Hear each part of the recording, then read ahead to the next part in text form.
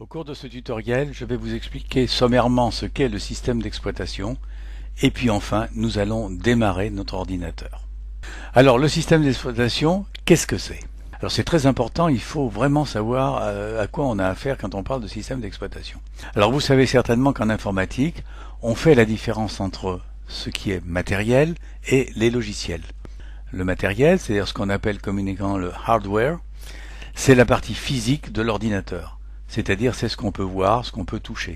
L'unité centrale, l'écran, le clavier, la souris, les imprimantes, etc. Tout ce qu'on peut installer autour de son ordinateur. Et puis de l'autre côté, il y a les logiciels, ça c'est ce que l'on ne voit pas, ce qu'on appelle le software, et qui représente tout ce qui est virtuel, c'est-à-dire tout ce qui n'est pas physique. C'est l'ensemble des programmes qu'on a installés sur son ordinateur et que l'on a enregistrés, comme on l'a vu, sur le disque dur de l'ordinateur et qui vont maintenant pouvoir donner des directives au processeur pour faire fonctionner la machine.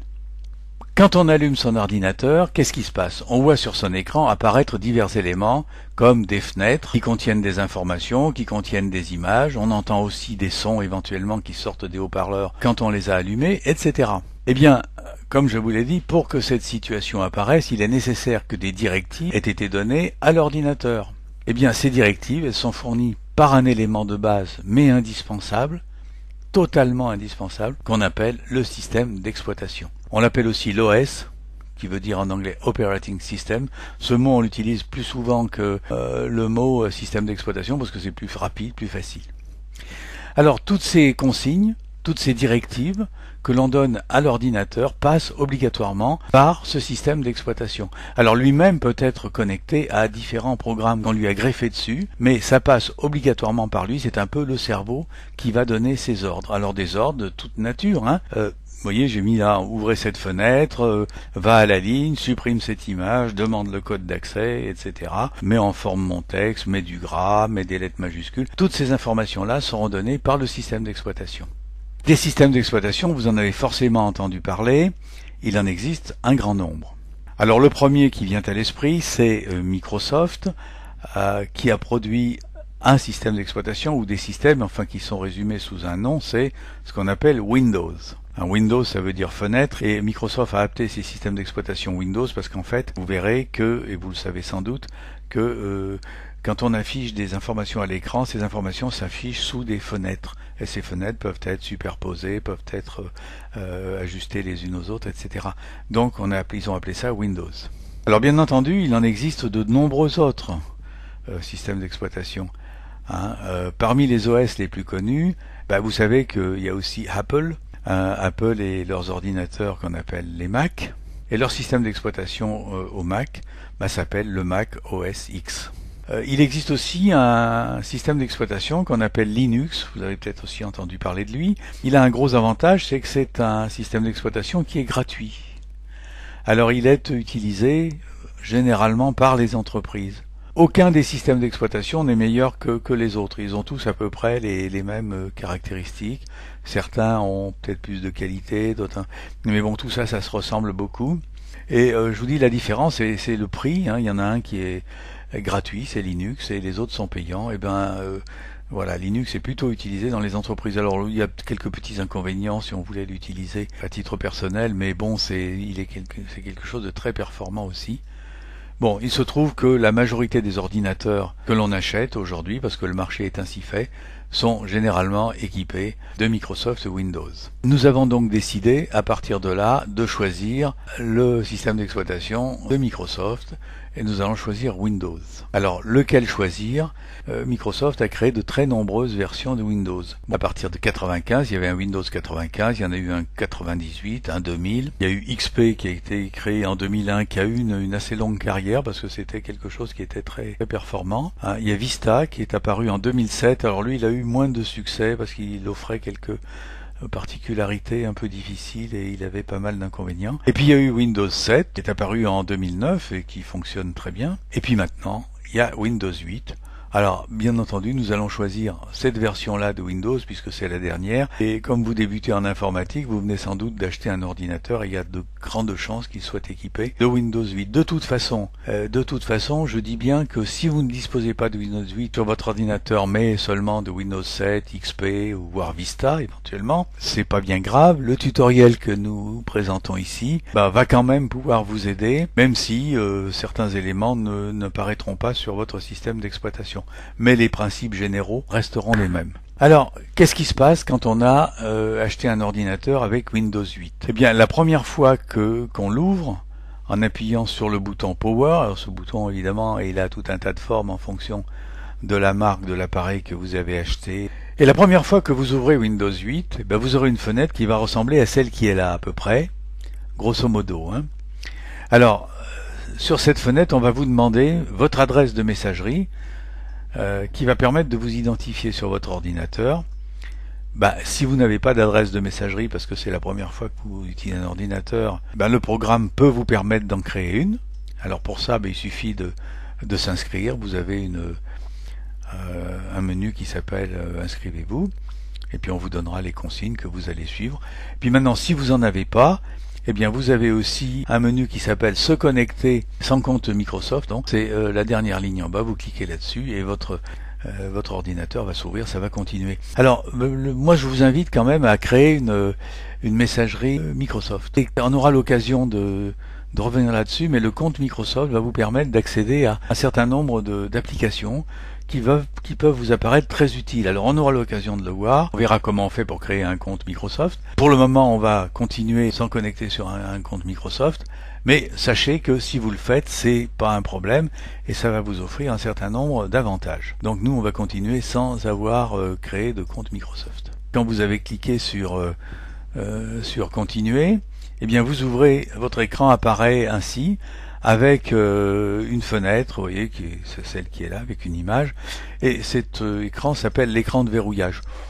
Personnellement, je vois pas trop l'intérêt d'avoir mis ça, mais enfin bon, il est là, et puis ensuite il va falloir cliquer là-dessus, ou vous cliquez dessus, ou même peut-être automatiquement, suivant peut-être le produit que vous avez, il va continuer tout seul. Alors, voilà, donc il va continuer, on clique dessus, et vous avez une fenêtre qui va s'ouvrir. C'est celle-ci, ça va être ce qu'on appelle, ou ce qu'ils appellent plus précisément l'écran de connexion. Alors l'écran de connexion va vous demander votre mot de passe si vous en avez créé un. Si vous n'en avez pas créé, ça n'a pas d'importance, ça va continuer quand même. Si vous avez créé un mot de passe, alors ça c'est quand vous avez installé votre ordinateur, mais bon on va pas revenir là-dessus. Et donc vous mettez votre mot de passe si vous en avez un, si vous en avez mis un. Si vous n'en avez pas mis, ça va continuer. Alors vous voyez, cet écran de connexion apparaît avec ici une fenêtre qui va vous demander le mot de passe si vous l'avez créé, comme je vous l'ai dit. Et puis ici vous avez ce qu'on appelle un avatar, c'est-à-dire que vous pouvez mettre votre photo si vous voulez. Moi je l'ai mise, mais vous n'êtes pas obligé de le faire, mais bon, sinon vous avez un profil là, qui apparaît sous forme d'un symbole. Si vous avez choisi un mot de passe, vous le rentrez, et quand vous avez fait ça, il suffit de cliquer et l'ordinateur va poursuivre son démarrage. Et puis vous allez accéder à une page bien particulière de Windows 8 sur laquelle on va venir, mais avant je vais vous parler de quelque chose, d'une particularité de ce système d'exploitation qui mérite quand même qu'on s'y attarde un tout petit peu. Alors Windows 8, comparativement ou par opposition aux autres, il a une particularité.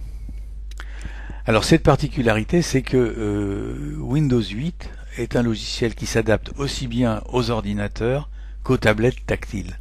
Or, vous le savez, aujourd'hui, le marché des tablettes tactiles est en pleine expansion, et c'est la raison pour laquelle Microsoft, avec sa version 8 de Windows, a créé un produit qui s'adapte parfaitement à la fois aux tablettes et aussi aux ordinateurs, c'est-à-dire qu'il fait les deux.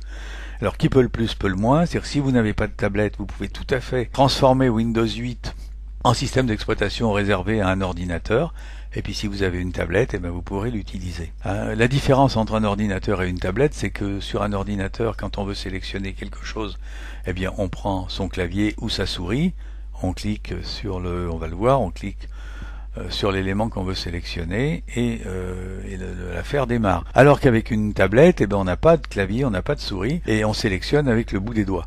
Donc il fallait qu'il y ait des éléments assez gros pour qu'on puisse les voir et cliquer dessus avec le doigt. Donc Si c'est gros, on le voit avec son doigt, on clique dessus. Si c'est gros, on peut aussi cliquer avec sa souris de la même façon et on a à peu près le même résultat. Dans Windows 8, Microsoft a regroupé donc deux aspects d'un produit. Une fenêtre qu'on appelle la fenêtre d'accueil et qui se présente, qu'on va voir tout à l'heure, mais qui se présente comme l'image qui est ici. Et cette fenêtre, il l'avait appelée Métro. Je dis il l'avait appelé parce que il y a eu un petit problème commercial avec une autre entreprise. Alors je sais plus trop. Je crois maintenant qu'ils ont changé le nom. On appelle ça la page d'accueil plutôt que la page métro. Enfin bon, c'est pas important, mais sachez que ça s'appelait métro. Et puis l'autre qui est en dessous, c'était la page bureau, c'est-à-dire la page qu'on utilise quand on travaille avec un ordinateur. On va souvent sur son bureau. Voilà en gros, mais on va y venir en détail. Alors la page métro, la page bureau, métro plus bureau, ça fait boulot. Et c'est ce qu'il nous reste à faire et c'est ce que nous allons faire maintenant. Cette interface métro, on va y venir tout de suite, donc on l'appelle maintenant l'écran démarrer ou l'écran d'accueil, mais c'est l'écran démarrer. Alors c'est la première page d'accès à l'espace de travail de l'ordinateur quand on utilise Windows 8. C'est pour ça qu'elle s'appelle l'écran démarrer, c'est le premier qu'on voit. Après ceux qu'on a vus précédemment là, mais qui sont juste des écrans d'accès au logiciel. Eh bien on va regarder cette page et je crois, comme je le dis, que le plus simple c'est quand même d'aller dessus pour examiner les principaux aspects de cette page. Après avoir cliqué sur la page où on vous demandait le mot de passe si c'est nécessaire, vous arrivez sur cette page-là. Alors cette page-là, elle peut être un peu déroutante au départ pour les gens qui avaient l'habitude d'utiliser un ordinateur et qui n'avaient pas ce genre de choses là, vous voyez. Alors il y a plein de petits carrés qui s'affichent dans tous les sens. Alors ces petits carrés, on appelle ça des tuiles. Bon, voilà, pourquoi pas, ça s'appelle des tuiles. Alors elles sont rangées un peu n'importe comment. Alors pour les faire circuler, eh bien c'est tout simple, il suffit de prendre la roulette de sa souris, de faire tourner la roulette de sa souris, voyez, et vous faites circuler dans un sens ou dans l'autre toutes ces tuiles qui apparaissent sur votre écran. Alors ces tuiles contiennent un certain nombre de choses. Elles contiennent des applications. Vous voyez, par exemple ici, il y a la météo. Voilà, si je clique là-dessus, ça va me donner la météo. Et comme l'ordinateur a localisé l'emplacement, c'est la météo du coin où nous sommes. Bon, il y a aussi des tuiles, vous voyez, qui s'appellent contact, qui s'appellent calendrier, qui s'appellent message, etc. Et ces tuiles sont intéressantes parce qu'elles vous permettent d'accéder, à condition d'avoir ouvert un compte Microsoft. C'est pour ça que je vous conseille de le faire. Elles vous permettent d'accéder à des éléments qui vont être très intéressants, comme par exemple, si vous allez sur Message, vous allez ouvrir votre messagerie. C'est-à-dire que c'est quelque chose qui va être comparable à Outlook ou à InCredit ou à des messageries locales que vous auriez installées sur votre ordinateur qui vous permettront de visualiser vos messages. Alors on va pas le faire là parce que ça nous amènerait trop loin, on va rester dans les généralités. Mais sachez que si vous avez un compte Microsoft, vous allez pouvoir utiliser tout ça et c'est très intéressant. Alors nous le verrons plus tard dans un autre tutoriel. Vous voyez, vous avez des cartes. Les cartes, ça va vous localiser. Vous allez voir où vous êtes et vous pourrez déplacer un curseur à l'intérieur, ce qui vous permettra de définir par exemple un trajet pour aller d'un point A à un point B dans le monde. Et vous pourrez calculer l'itinéraire qui vous fera. C'est très très intéressant. C'est avec les cartes de Google et autres. Enfin bon, vous verrez tout ça, c'est très intéressant, d'où l'intérêt de, je le répète, de se créer un compte Microsoft pour pouvoir faire ça. Alors vous en avez tout un tas d'autres, on ne va pas rentrer dans les détails pour le moment. Alors vous avez ici des applications, et puis si vous continuez, vous avez aussi des programmes qui se sont installés là. Moi il y en a un certain nombre parce que j'ai bien voulu les mettre. Tout ça évidemment se manipule et tout ça s'organise à son gré, c'est-à-dire que, vous voyez par exemple si je vais dans les programmes, ici, moi j'en ai un que j'ai appelé traitement de texte, un autre que j'ai appelé image, un autre que j'ai appelé vidéo et diaporama, musique, lecteur média, travaux-site, etc. Bon, tout ça, on peut l'organiser comme on veut. C'est une espèce de bibliothèque, une espèce d'armoire dans laquelle on place des éléments sur des étagères et on leur donne des noms. On crée des étagères autant qu'on veut. On peut créer des zones, on peut créer des fichiers. On rajoute des éléments dans tous les coins. Et ces éléments, on les manipule simplement en les faisant glisser. Vous voyez, on peut tout à fait les faire glisser. Celui-là, je le passe ici. Et là, je veux le ramener dans le fichier où il était précédemment. Eh bien, voilà, il apparaît là. Alors, on peut créer de nouvelles tuiles, bien entendu. Et sur cette page d'accueil, on peut aussi ajouter tous les fichiers qui sont dans son ordinateur et qu'on a envie d'y rajouter. Ça a un gros avantage, c'est que ça permet de les retrouver très facilement après. Vous avez vos fichiers qui apparaissent là, il suffit de cliquer dessus et vos fichiers vont s'ouvrir. D'où l'intérêt d'utiliser ça. Alors, au début, c'est un peu déroutant quand on a l'habitude d'un système d'exploitation parmi les anciens que j'ai cités, qui n'offre pas ces possibilités. Mais une fois qu'on a goûté à ça, je vous assure que c'est quand même quelque chose qui est très très intéressant, même sans tablette. Même quand on fait ça sur son ordinateur, c'est très facile de trouver ces éléments, ces programmes, ces fichiers avec ce truc-là. Voilà, donc c'est la page d'accueil. Alors cette page d'accueil, elle a un certain nombre de particularités. D'abord, vous voyez toutes ces tuiles là qui apparaissent. Alors, il y a un moment où vous en avez peut-être des centaines, etc. Donc c'est un peu compliqué de s'y retrouver. Eh bien, on peut les réduire en taille, et pour ce faire, il suffit d'aller dans le coin en bas à droite. Vous voyez, vous avez un signe moins qui apparaît. Vous cliquez dessus, et vous voyez que les dossiers que vous avez créés apparaissent, et il suffit de cliquer sur un des dossiers pour le voir apparaître en gros plan au milieu, et à l'intérieur de ce dossier, vous pouvez choisir les fichiers que vous y avez mis. Voilà, et ça se manipule. Alors vous pouvez aussi le réduire en appuyant sur la touche CTRL et en faisant tourner la roulette de la souris. Vous voyez, vous le manipulez, vous le mettez à la taille que vous voulez. Touche CTRL et roulette de la souris. Alors ça, c'était pour manipuler les tuiles. Alors il faut savoir que des tuiles, comme je vous l'ai dit, on peut en créer autant qu'on veut. On peut mettre sur les tuiles qu'on crée des images qu'on a envie de mettre. Par exemple, vous voyez, j'ai créé ici un fichier avec un logiciel qui s'appelle Video Player. J'ai créé cette petite image d'arrière-plan pour repérer ce logiciel. Vous avez des logiciels qui sont des images qui se mettent automatiquement, puis vous pouvez les modifier, vous pouvez faire tout à fait ce que vous voulez. Alors là, vous n'allez pas aujourd'hui, on va pas regarder tout ça dans le détail, mais il faut savoir que ça se fait sans problème. Vous voyez, pour créer des nouvelles tuiles, il faut installer un petit logiciel. Moi, ce petit logiciel, je l'ai installé, puis vous voyez, il apparaît ici. Si je vais sur Nouvelle tuile, j'ai créé cette petite icône, et je clique là-dessus, ça va m'ouvrir le logiciel qui va me permettre de créer une nouvelle tuile avec éventuellement une image d'arrière-plan, comme je l'ai fait ici. Bon, voilà. Alors ça, c'était un des aperçus généraux de la page. Alors maintenant, si on regarde cette page en détail, vous voyez qu'ici en haut, vous avez le nom de l'administrateur, enfin de l'utilisateur de l'ordinateur qu'on a mis au départ, bien entendu, avec à côté la photo. Toujours pareil, c'est ce qu'on appelle un avatar qui s'installe là. Bon, ça a un intérêt limité, mais voilà, ça permet de voir qu'on est bien sur sa page. Alors maintenant, on va essayer Là, il y a des astuces assez étonnantes que propose Windows 8. Alors voilà la page donc d'accueil, de démarrage. Maintenant, regardez, si avec ma souris, vous voyez le curseur de la souris, je vais quelque part dans un coin en haut à droite et que je redescends, vous voyez, vous partez de là, vous allez à droite et vous redescendez. Et vous voyez, ça m'affiche un bandeau noir sur la partie droite où j'ai 5 ou 6 éléments qui sont là. Alors le premier élément s'appelle rechercher. Si je clique là-dessus, eh bien vous voyez, j'ai toutes mes applications qui apparaissent. Ici, il suffit que je mette le nom de l'une d'entre elles et ça va me l'ouvrir directement. Ça va aller me la chercher. Je reviens dans le coin et je rouvre ma page d'accueil ici en cliquant sur la fenêtre qui est là. Je rouvre ma page d'accueil si je veux. Vous voyez en dessous, vous avez un menu qui s'appelle Partager.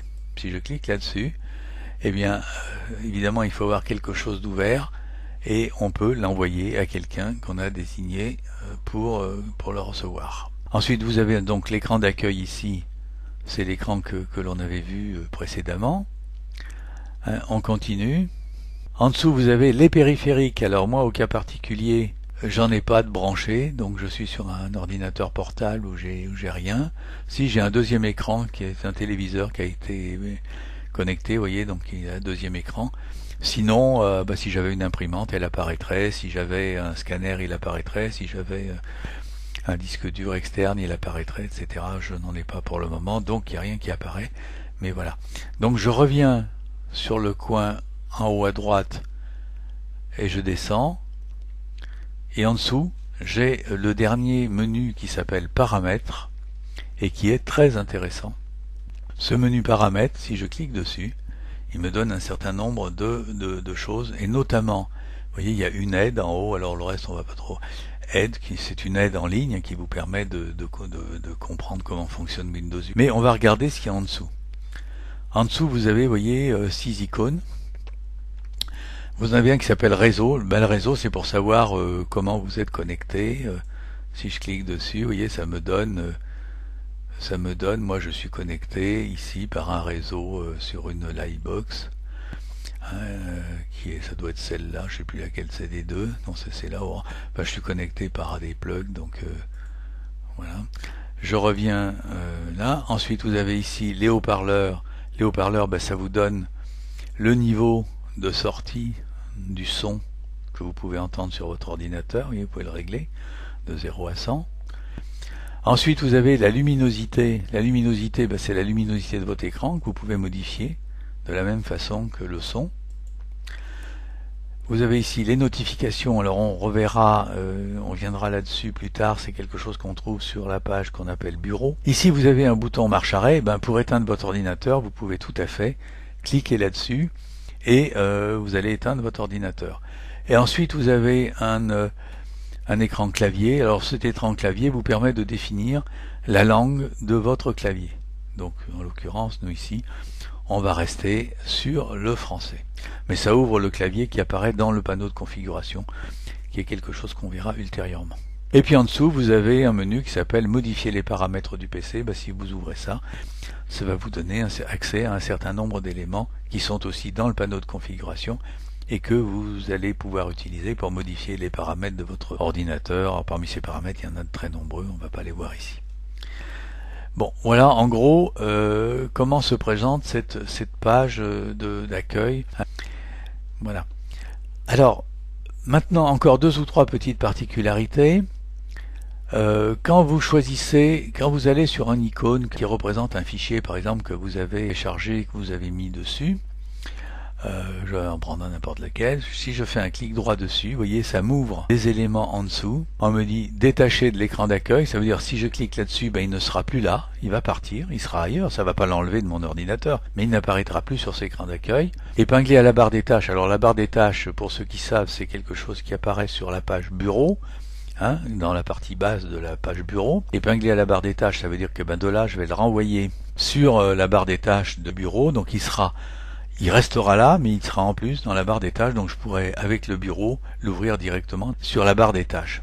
Alors vous avez ici le menu désinstaller. Ben, désinstaller, ça veut dire que ça va l'enlever. Ouvrir dans une nouvelle fenêtre, et ben, ça dit ce que ça veut dire. Exécuter comme administrateur, ben oui, si je clique dessus, ça va l'ouvrir. Et ici, ça va me donner les emplacements du fichier, c'est-à-dire ça va me dire, voilà, si je clique dessus, ben voilà, il se trouve dans le fichier programme, enfin vous voyez, Microsoft, Windows, Start Menu, Programme et LibreOffice, c'était quelque chose de particulier. Voilà, je reviens à mon menu démarrer, à la page d'accueil. Donc vous avez vu que en faisant un clic droit sur un des menus, vous avez accès à un certain nombre d'éléments.